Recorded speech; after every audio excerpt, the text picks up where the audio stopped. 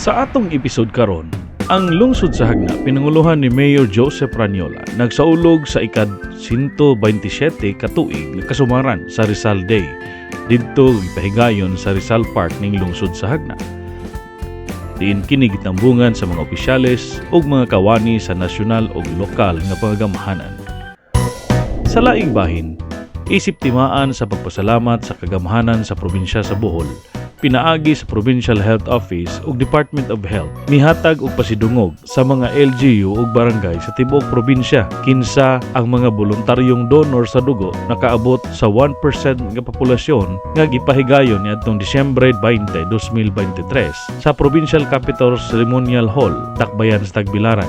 Diin ang LGU Hagna usa-usab sa mga top performing LGUs tibuok probinsya ug nakadawat og 3 ka special award. Ang maong award mao ang Blood Champion Award isip pag-ila sa talagsaong kalampusan ini nga makab-ot sa tanang barangay nga target base sa 1% national target sa tuig 2022.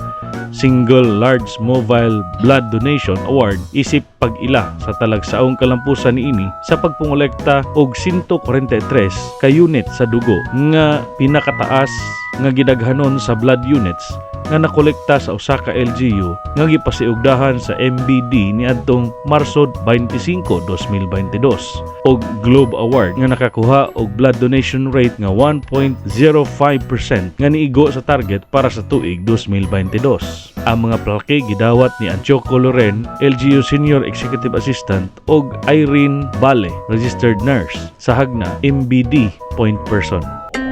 Dili pa usab dugay, uban kang Vice Mayor Chupisto Pagar isip representante ni Mayor Joseph Ranyola ug Algie Agustin Luciones ang lungsod sa Hagna mindawat usab og Gaward Kalasag Award didto sa Marina Seaview Restaurant sa Lapu-Lapu City.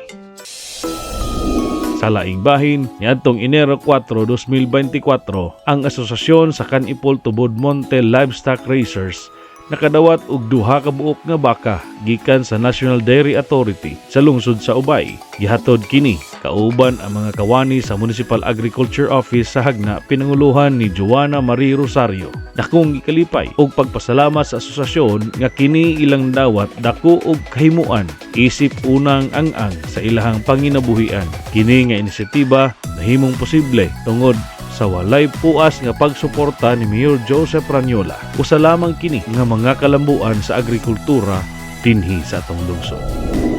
Hangtod sa sunod gayon mga kaigsuunan. Daghang salamat sa inyong pagpaminaw.